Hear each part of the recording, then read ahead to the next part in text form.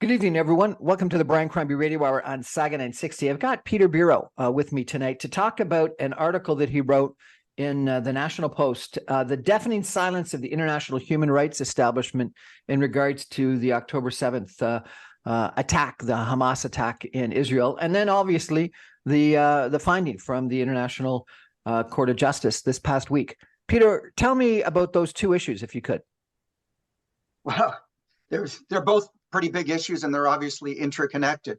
The article, to be clear, was not a comment on the conflict, either as to its merits or the political history.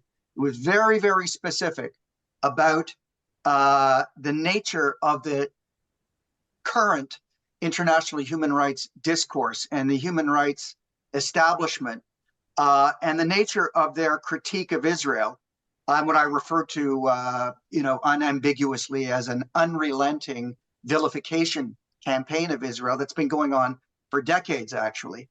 This latest sort of development that culminates with the court's provisional decision yesterday morning is only sort of the latest chapter. But the essence of the argument in the National Post piece is that a major sin was committed by the human rights community writ large, and that was its failure from the start to acknowledge, to recognize, and to understand and explain the nature of the October 7th attacks by Hamas.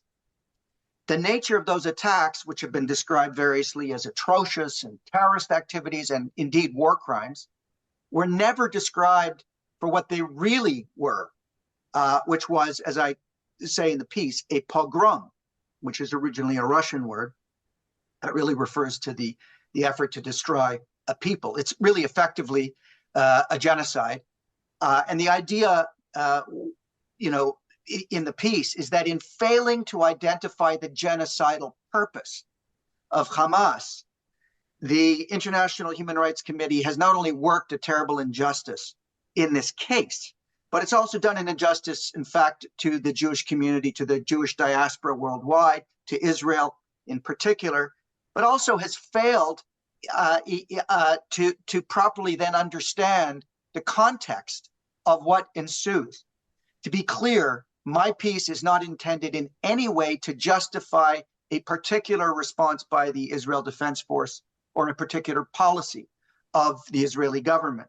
It's intended to show that, first of all, there's a fundamental bias in the international human rights discourse, that it's a failure that has both moral implications and practical implications, and that ultimately, in failing to understand what was really going on, you then thereby fail to understand the psychological response of Israel, of the Jewish people, the intergenerational trauma, the sort of PTSD that is triggered by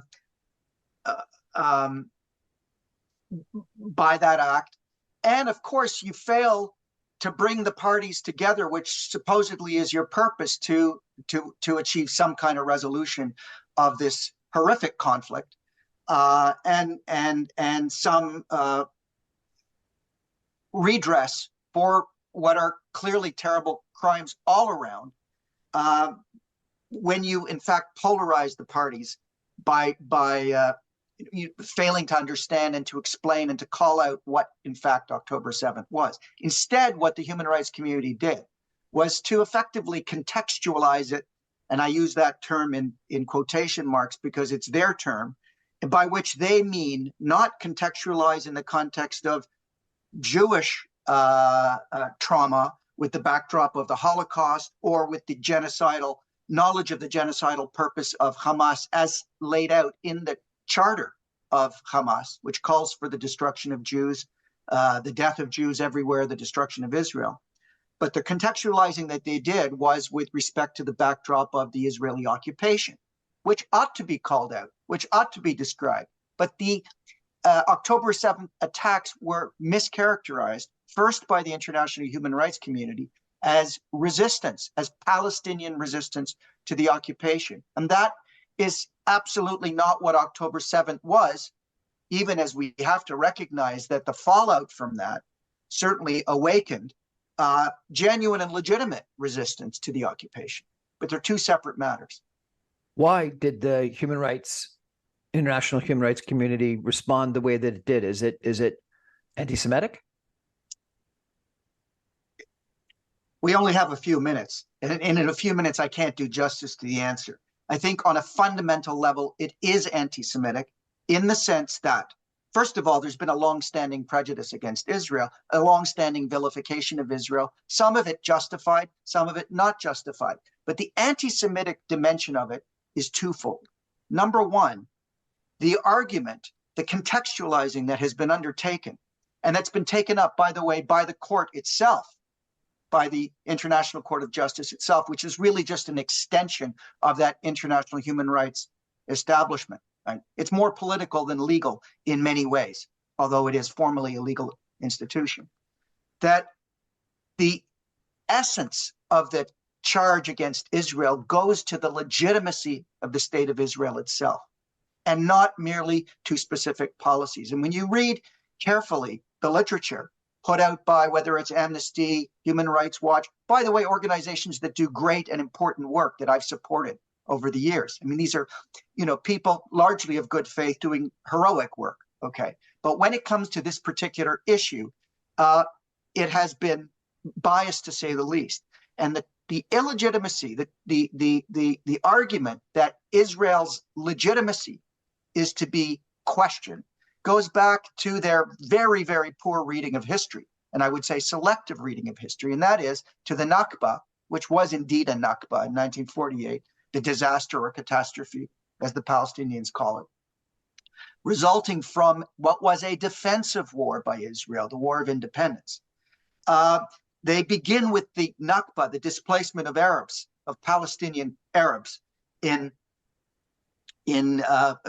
their homes in parts of Palestine by the Israelis at the time of the 48 War of Independence. But they don't go back one step further, which was the 1947 UN established partition lines, creating two states, or purporting to create two states. They don't mention ever the fact that the 1948 war was a war in response to the attack on Israel by its Arab neighbors.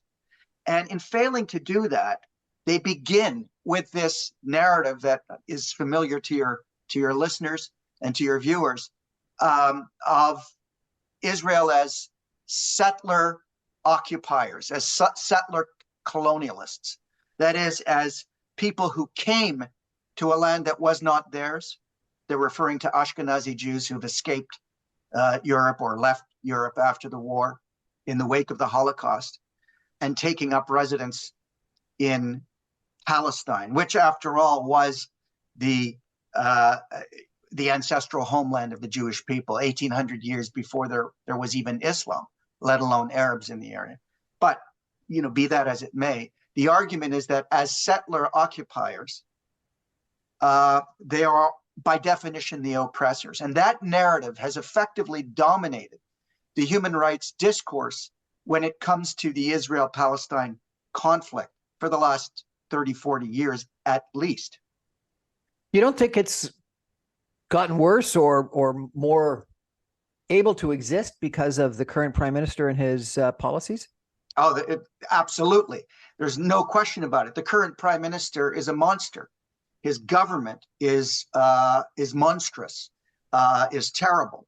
Netanyahu will go down, in my view, not just as the worst prime minister Israel's ever had, but as the worst leader of the Jewish people that the Jews have ever had. And we're talking about thousands of years of history. There's no question.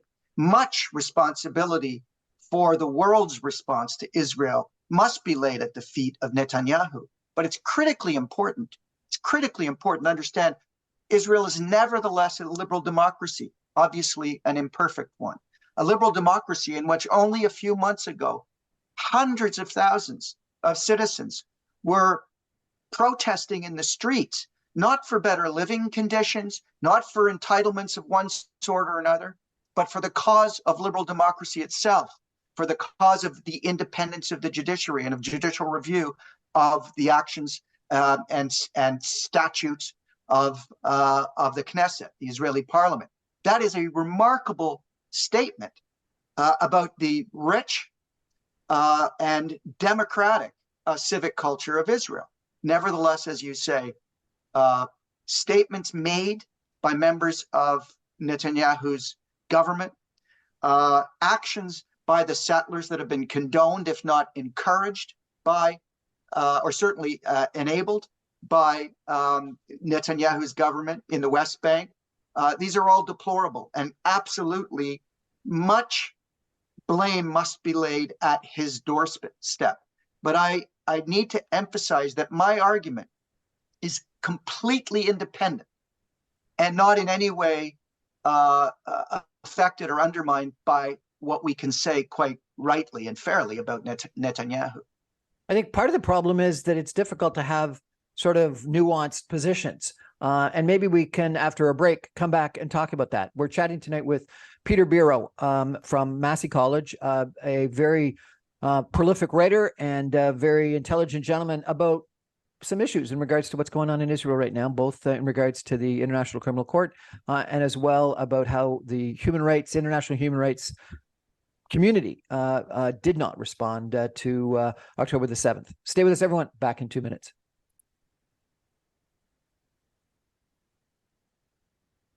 Welcome back, everyone, to the Brian Crombie Radio Hour on Saga 960. We're chatting tonight with Peter Biro about October the 7th, about the International Criminal Code, about what's going on, criminal court, and their finding from last week, and also what's going on. And Peter, let me ask you, I think the question that a lot of people are having, which is, can they be, disgusted by what happened on October the 7th and think it was, inhumane is not even strong enough to call how gruesome the attacks were, and the rape and the murder and the beheading and the hostage taking, et cetera, et cetera. But at the same time, disagree with the government of Israel's current policies, both in regards to not agreeing to a two-state solution, not the way that they're conducting the war in Gaza, that appears to be killing way too many civilians, and as you said, and as I think, supporting settlers in the West Bank that is wrong and against international law, and does suggest that it's an occupying force rather than necessarily just protecting their territorial integrity. So, can you have both opinions at the same time? Disgusted with October the 7th, but also disappointed in Israel and the Israeli government? In a word, yes. Absolutely, yes. And that is my position. There's no question that not only can you be, but you must be. And I have no objections, by the way, as a strong supporter of a legitimate liberal democratic Israel. No objections to being highly critical of, firstly, the way in which Israel is prosecuting this war, the way in which representatives of the governing party, of the governing coalition, are speaking about the future. And there's no question that Israel needs to be accountable. Human rights have to be paramount. That is a position that I hold to unconditionally. Human rights must be paramount. My view with respect to the discourse of the international human rights establishment does not, does not quibble with that sort of paramount value, that cardinal value. My issue is that that the language of human rights is actually being used to a great extent by that community in particular as cover, really, for the advancement of political agendas. And I'm not opposed, by the way, to political agendas or social justice projects, but they are disingenuous in the way they do it. They're intellectually dishonest in the way they do it, and they're biased. But going back to your point, absolutely one can and one must hold both views. All right. The war in Gaza is a catastrophe in every possible sense.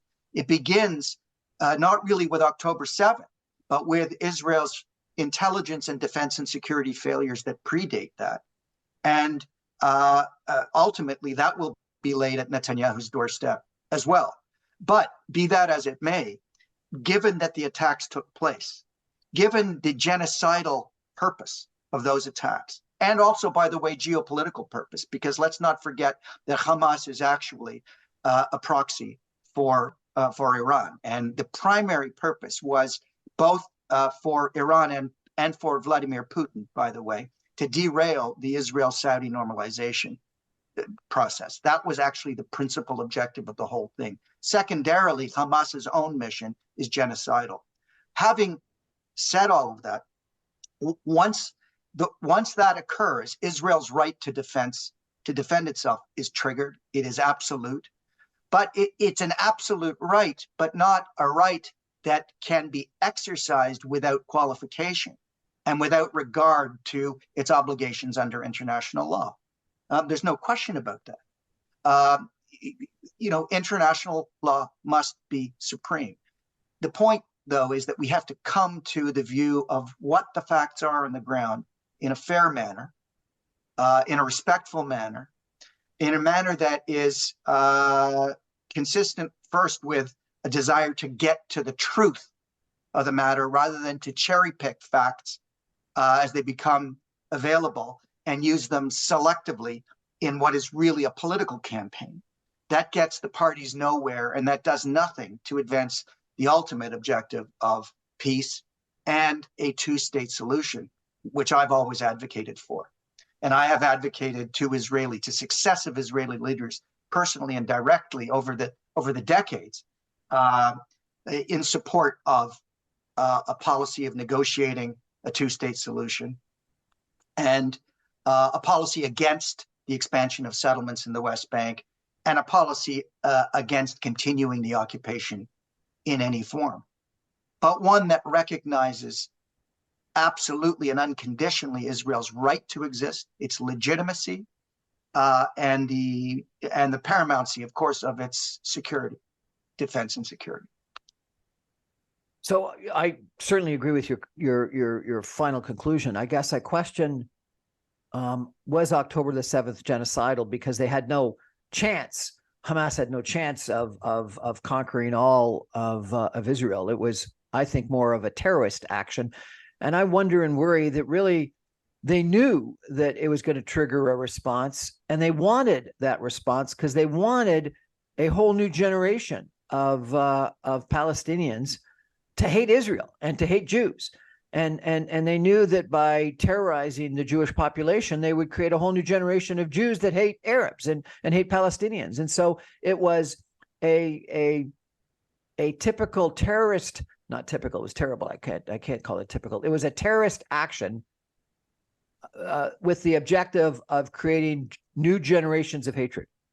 No, everything that you say is correct, and I don't need to elaborate on it. It's absolutely correct, except for your first point, that it was not genocidal.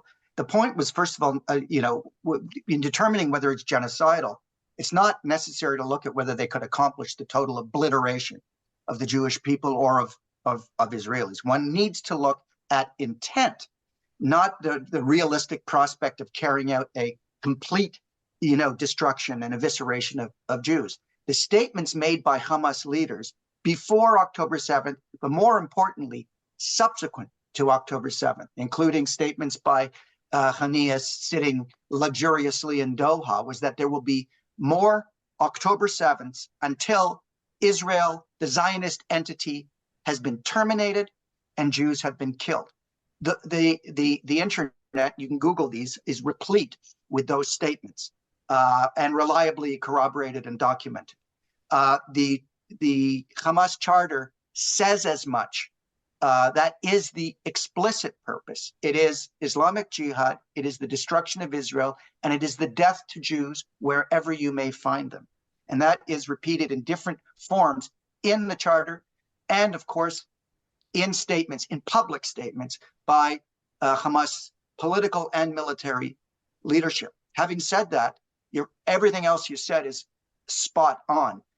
It was a terrorist action. It did have the intent of radicalizing another generation of Palestinians to hate Israel. But it also actually had the purpose of broadening the conflict, possibly, certainly triggering the Israeli response that they got, exactly the response they got. The more Palestinians that are dead, the happier Hamas is. Yeah. Hamas is all about martyrs and martyrdom. And statements by Ismail Haniyeh have said as much. But there's also bringing and drawing other parties into the peace. The Houthis from Yemen, Hezbollah from Lebanon. There was every prospect of a much larger conflict that could, in fact, potentially be destructive of Israel and of many more than 12 or 14 or 1,500 Jews.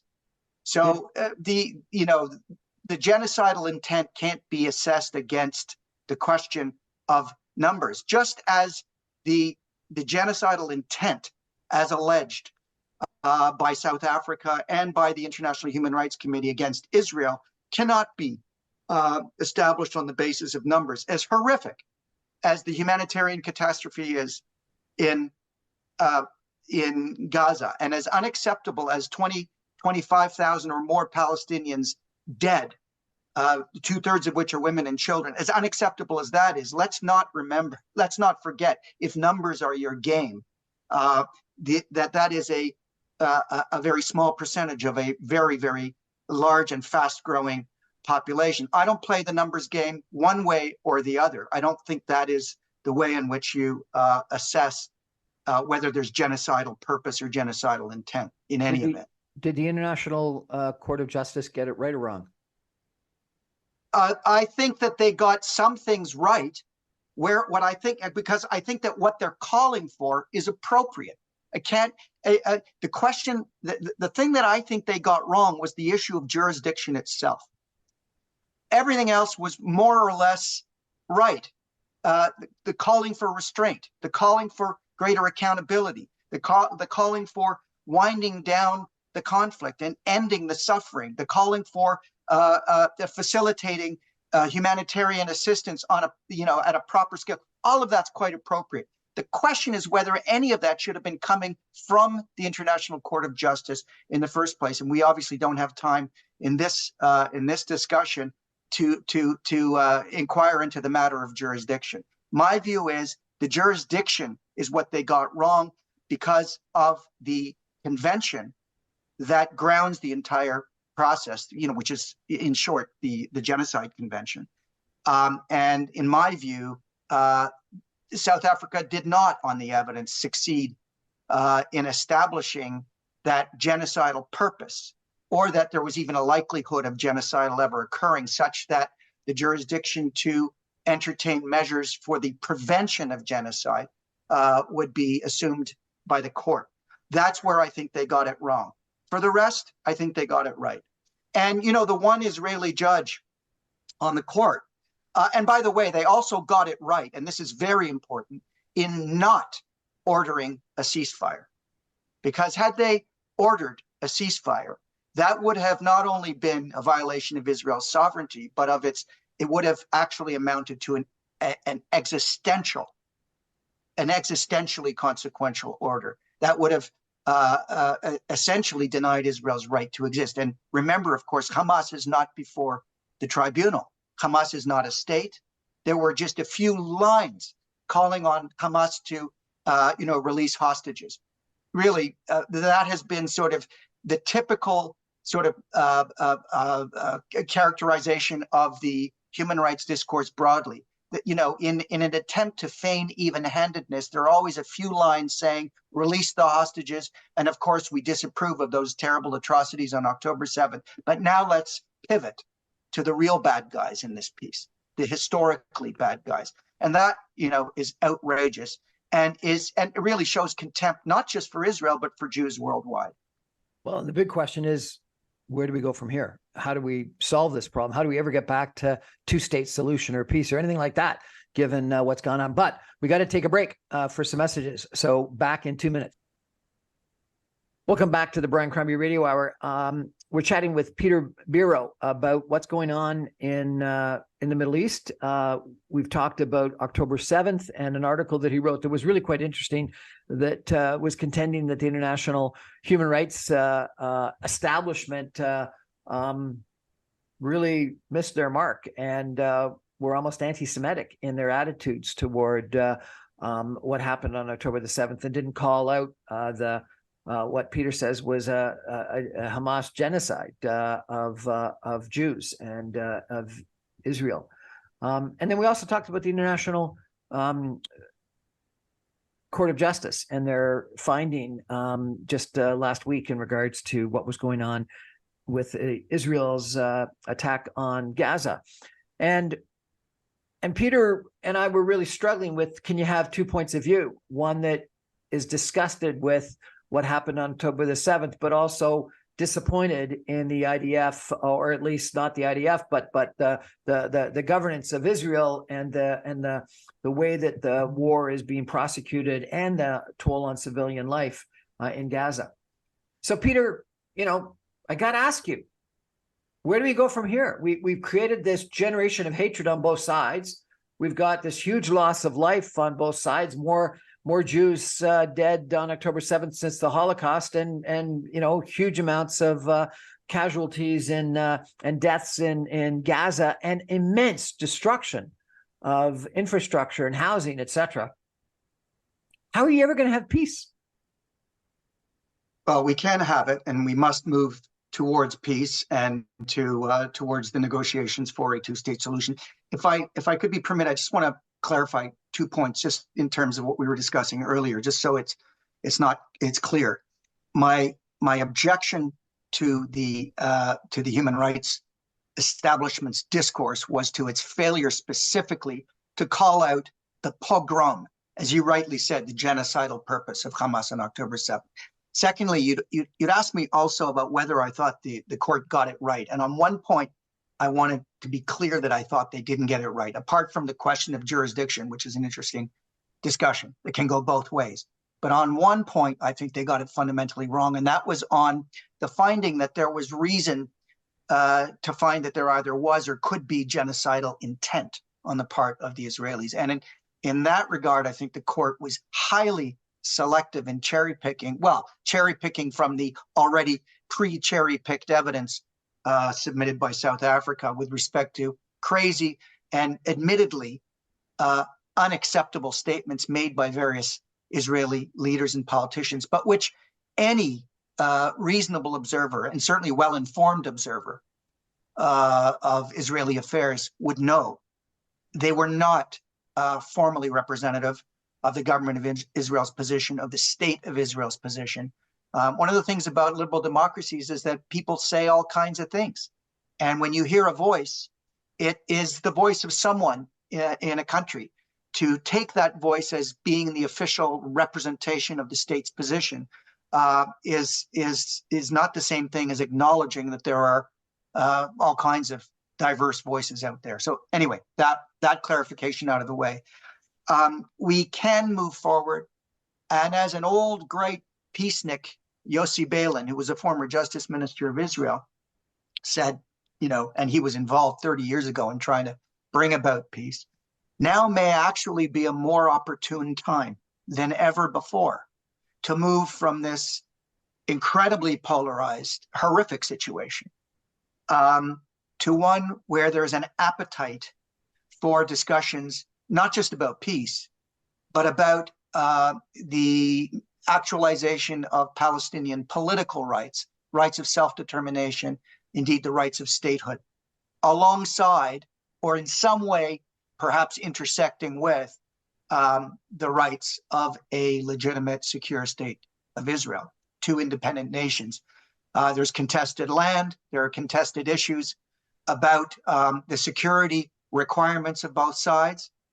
And there are there are certainly contested views on whether it's possible to make peace with someone whose official position is that you should not exist at all, which right now is the official position of Hamas, which is the political government, such as it is of Gaza.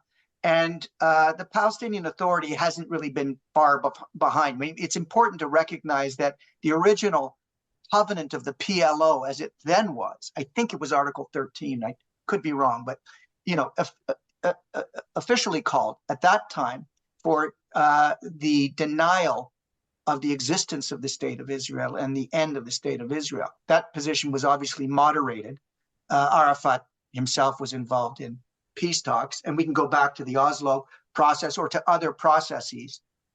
But there's no question that the solution is a path towards, first of all, bringing this conflict to an end, getting the hostages back, getting accountability for what occurred on both sides of this conflict, ensuring that Hamas is not in any position to govern or to dictate, and then moving the parties towards the mutual recognition that two states must exist side by side, each with security and each with international recognition of their legitimacy as nation states and member states of the community of nations.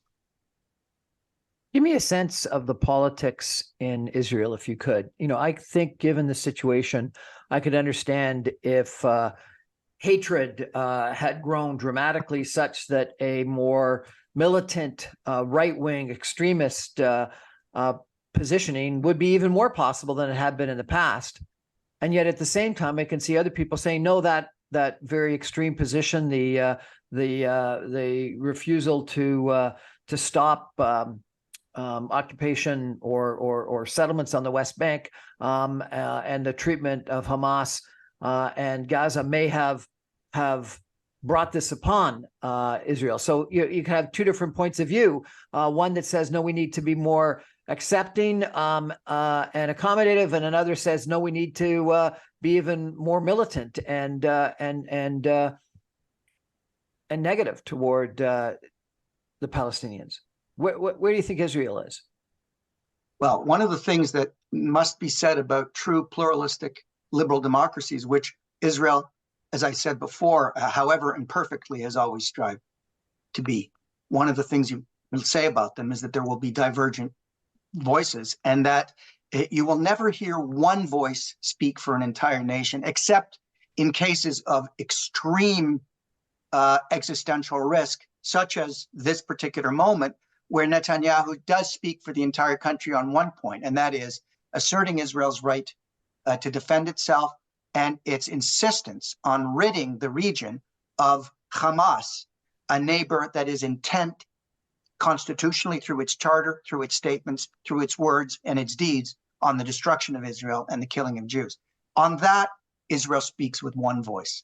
On everything else, it's a plurality of voices. So let me explain. And there's some internal sort of paradoxes or contradictions, but they're not really all that paradoxical when you understand that you're talking about a pluralistic liberal democracy with a free and open and rather a vigorous marketplace of ideas. Netanyahu is hated by a majority of Israelis right now. His popularity is at its lowest ever in the decades in which he's been at the helm. Some Israelis hate him because they feel betrayed because of the security and intelligence failure. Others hate him because of the judicial reforms and his move of the country to the reactionary right. Others hate him because of the way in which he's prosecuting the war. And still others hate him because of the corruption allegations and the substantive corruption, evidence of corruption that kind of hangs over him like a cloud. So all kinds of reasons to hate him. But many love him because he is really, more responsible than any other Israeli leader for having really promoted and developed fully Israel as a startup nation. I'm talking about its internal economy, its high-tech economy, its trading relations, things like that. Now, On the other side of the coin, a majority of Israelis, a strong majority of Israelis right now, support the continued prosecution of the war, and they're living in a state of, as I said earlier, kind of collective PTSD. That is, the October 7th against the backdrop of a history of pogroms and holocausts going back millennia, right, from the time of the Hebrews and enslavement in Egypt, right up to the Holocaust, and then, in Israel's short life, you have the War of 48, defensive war. You have 67, defensive war. 73, defensive war, and then October 7th, defensive war. Israel has been under attack, and one shouldn't forget things like Entebbe and 1972 in Munich. Two different outcomes. Munich, in a sense, traumatized Israel even more, and is a more appropriate direct analogy to this particular situation, because the Israelis will never forgive themselves for not having intervened in Munich at the Olympics in 1972 to rescue its own hostages, instead leaving it to the German police that it knew was not fit or prepared to do the job, and we know what the outcome was. So against this backdrop of collective PTSD, Israel is not in the mood for peace. It's not in the mood for compassion.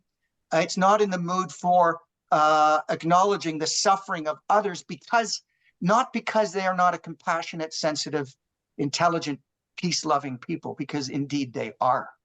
And outside of Israel, as we know, Jews have been always at the forefront of human rights and of progressive causes broadly, and civil rights in general. But because they are in so much pain, they're so psychologically damaged, that the appetite to let down their guard is not very high. Having said that, because Netanyahu himself is incredibly unpopular, there's an opportunity to, first of all, to get rid of him. He needs to be thrown out of office and thrown into jail for a whole host of reasons. Whether the second thing happens is questionable, it's almost certain that the first will, at the first available opportunity. And that can happen either because, and that's a precondition for peace discussions, because Netanyahu has stated his intention, which, by the way, isn't so much his own personal view as the commitment he made to his reactionary coalition partners, all right, or governing partners, in order to be, remain in power, that he would not entertain discussions leading to a two-state solution. But that view is shared by a large number of Israelis for the reasons that I've explained, not because they don't recognize Palestinian inherent human rights and political rights, but because they are scared. They are terrified. It's a security issue. It's not an issue about the denial of the rights of the other. Absolutely not. I served on the board of governors of the University of Haifa for a number of years and been very involved with that institution and with others in Israel.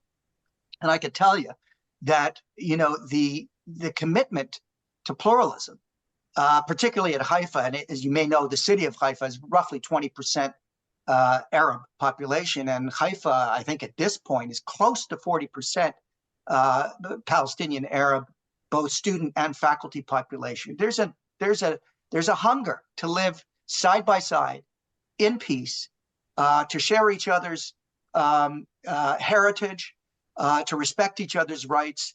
That hunger is there, but one needs to break through a very thick crust of paranoia and fear in order to get there. The first thing that has to happen is this conflict has to end. Hamas has to be defeated in one form or another, and what remains of the hostages, and no one knows what that is, must be accounted for and returned to Israel. Absolutely. That's one precondition. The other precondition is Netanyahu has to go, and this government has to go. And that is foreseeable. That will happen. The question is when, and what will come in its place. What kind of coalition will come in its place? There needs to be a more liberal coalition. There needs to be a wake-up call. I think the wake-up call has happened. We've got the wake-up call. And in one sense, the decision and the reasons of the International Court of Justice will contribute to the to sort of making that wake-up call that much more urgent, immediate, and acute. So those things are possible. There are willing partners. The Jewish diaspora is a very big part of this because Jews around the world are concerned with a just Israel, living in security and living in peace with its neighbors. And Jewish diaspora members have always historically and traditionally and consistently not only been supportive of human rights and civil liberties, but in fact have been leaders, both intellectually, academically, politically, and in civil society. And that remains the case. But the trauma and the fear and the hesitancy to kind of go all out in that direction is there for the diaspora as well, in an atmosphere when anti-Semitism has skyrocketed in the last number of weeks and months. It was always present. And that makes things a lot more difficult in terms of engaging with civil society partners outside of Israel, because the peace process is going to need the support and the encouragement, the constructive encouragement of the community of nations. Not the calling out, not the relentless vilification, but the constructive encouragement and the support in all kinds of ways to make the ground for peace talks possible and promising. Peter Biro, I hope you're right, because I'm very negative about what's going on right now in every aspect of what's going on in the Middle East, and we haven't even spoken about Hezbollah. We haven't spoken about Iran. We haven't spoken about Yemen, and so we could go on for another hour about some of the issues. But your I don't call it optimism, but your hope for peace is frankly some of the most positive things I've heard in a long time about what's going on in Israel and the Middle East right now. Thank you so much. Appreciate it. Thank you very much, Brian. That's our show for tonight. Thank you for joining us. I remind you, I'm on every Monday through Friday at 6 o'clock on 960 AM. You can stream me online at www.saga960am.ca. All my podcasts and videos are available on my website, briancrombie.com, and I post them all on social media. Good night, Peter. Really appreciate it. Thank you.